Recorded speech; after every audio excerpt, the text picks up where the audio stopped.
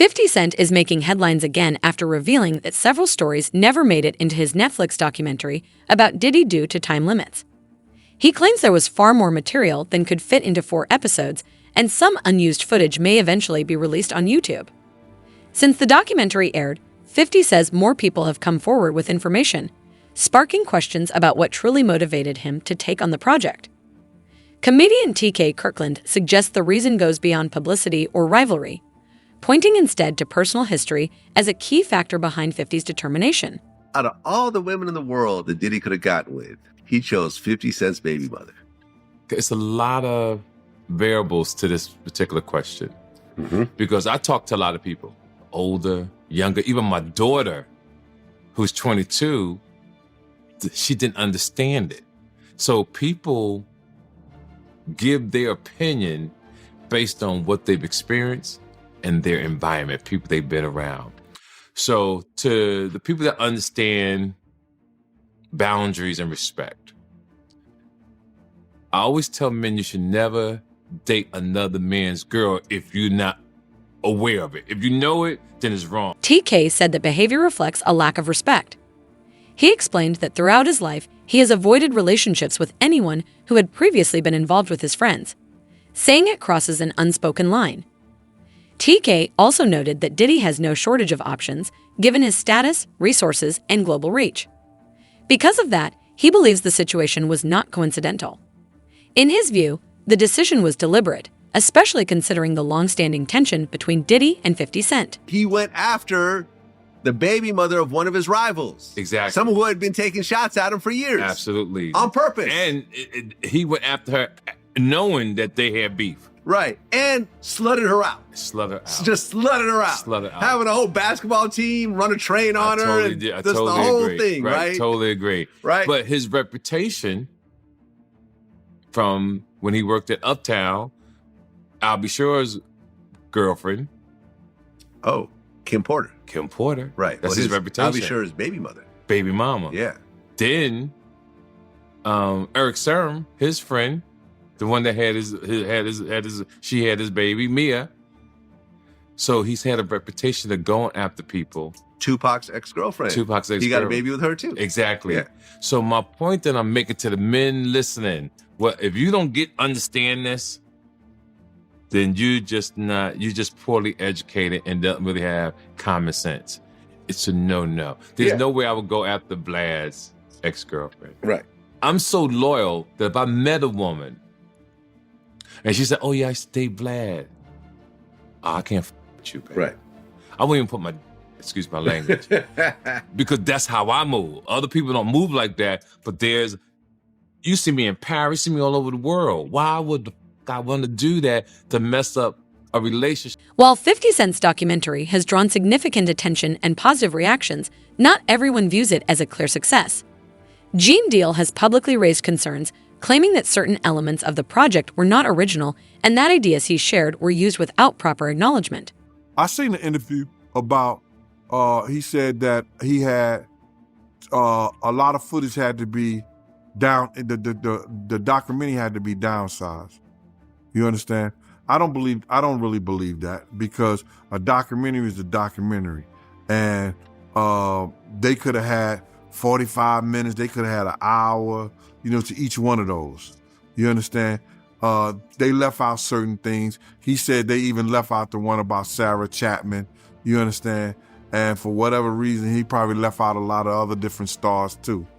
Situations that they could have spoke about. You understand?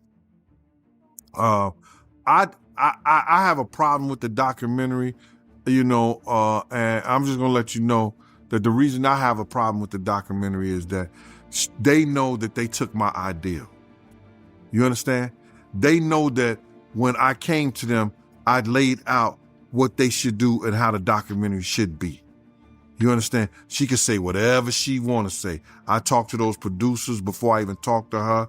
They wanted to know what I had, what I was bringing, my pictures, all that stuff like that. And I told them about me, Tim, and Kirk. You understand what I'm saying? And how it would go. They did the same thing. This ain't the first time they stole from me, man. If you look at the Notorious Big, if you watch the Notorious Big, that part about the shoes, I had that in my book. And I was talking to K.O. Copeland. He was one of the writers of that movie. And I told him about when I let Big use my shoes at Soul Train Award. You had this old flunky ass dude, Mike B, get on Angie Martinez's show and talk about, yo, Big, he wore mixed max shoes and he went out there and performed. When you go look at the film, when you go look at Big performing that on that show, ain't nothing mixed match about them shoes. There was $800 Maury's, size 14D. Big wore 14E. E means that his shoes is a little wider than mine. He struggled, but he put them motherfuckers on and he went out there and performed. Those was my Gators that he had on. You understand? They did a little skit trying to disrespect me in the movie. You understand? And they said something about, oh, we got this from Big Sexy. He also addressed rumors that 50 Cent may release additional content online in the future. Gene believes that if more footage is shared, it would be difficult for Diddy to prevent it. In his view, if the original documentary could have been stopped, it would have happened already. He says that reality highlights how much influence Diddy does or does not still have behind the scenes. And if 50 do another one, and I heard he's going to put it on YouTube or do whatever he's going to do, Puff ain't going to have nothing to do with that. Puff ain't going to have nothing to do to try to stop that because he can't. Because if he could stop it, it would have been stopped. You know why he can't stop it? Because Puff know people right there at Netflix. Don't think he don't. And I don't know if this guy still worked for them, but he was part of the flavor unit, Shakim. He was part of the flavor unit. He was good friends. He was cool with Puff and them. Flavor unit and them, Queen Latifah and them, they was cool with Puff. If Puff would have sent a cease and desist over there and they could do it and he had the power and they wasn't right, they would have been done it. You see it's still rolling, right? It's still going on, right? He ain't got that power no more. You understand? Now, could he sue them because they used his likeness or used something and stuff like that? I don't know. I'm not that versed in they using him. You understand? If they could steal your whole damn idea, your whole damn ideal, why can't they steal your whole damn intellectual property? That's what they do. Gene also spoke about what he described as Diddy's long-standing fixation on Tupac, suggesting that it influenced many of his decisions over the years and shaped how he moved both personally and professionally. I did see the interview that 50 did with Sherry, and he was talking about he didn't release the video about Puff having a kid by Kim Porter's friend, Sarah Chapman. Now, we all know that she used to date Tupac. You understand? So either he got her because he wanted some remnants of Tupac. We don't know. But it seemed like every dude that he had some kind of disdain, dislike, or that he idolized in a sense, he wanted their girl. Or he wanted to be a part of their girl. I don't know why. Yo, bro, this dude was, I don't know if he was in love or in hate for Tupac. He wanted to be an actor. He auditioned for Juice. But Pac beat him out for that Bishop thing. You understand what I'm saying? He wanted to be a part of that. Just go, and not so many years ago, when Puff started getting into that drugs and started using drug stuff, he started revamping some of Tupac's speeches. And if you think I'm lying, go look at the Grammy speech he did. Go look at a couple of speeches he did. It was the same exact words Tupac had said. That he was going to start this whole revolutionary of our people. That's Tupac. Black Lives Matter, the Black Liberation Movement, that was Pac. The Black Liberation Movement. Black Lives Matter? Come on, bro. This dude everybody know that he had some kind of, I don't want to say disdain taste, but he had some kind of, I don't, jealousy of Tupac, bruh. He had this jealousy of Tupac. However, the documentary has been criticized for leaving out key details. Many viewers noticed it said very little about Kim Porter, Diddy's longtime partner and the mother of his children. She passed away suddenly in 2018 at just 47, officially from pneumonia. Her close connection to Diddy and the circumstances of her death have led some to question what really happened during those years. Do you think that Diddy killed Kim Porter? Absolutely. Why?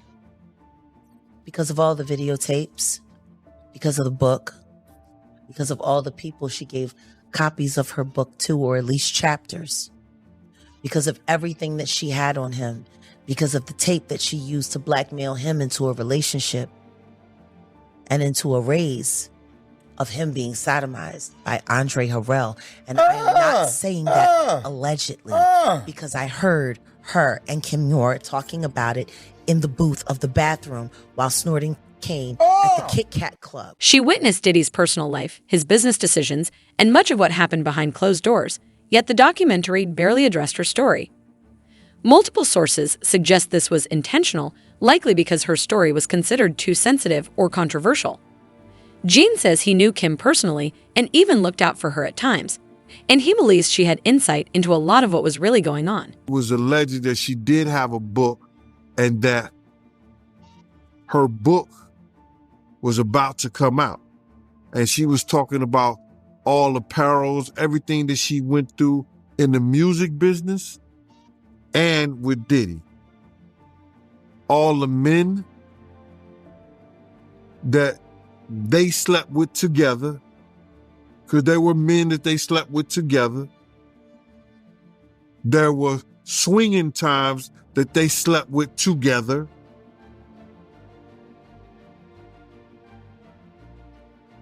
I don't know, man. How do you put your girl through some shit like that? Or how you look at your girl and knowing that she's another dude? What kind of demonic mind you have to be that far gone where that shit don't bother you? And got rid of them. They swimming with the fishes. Wow, man. So she was about to expose all that in her book, them sleeping with men together.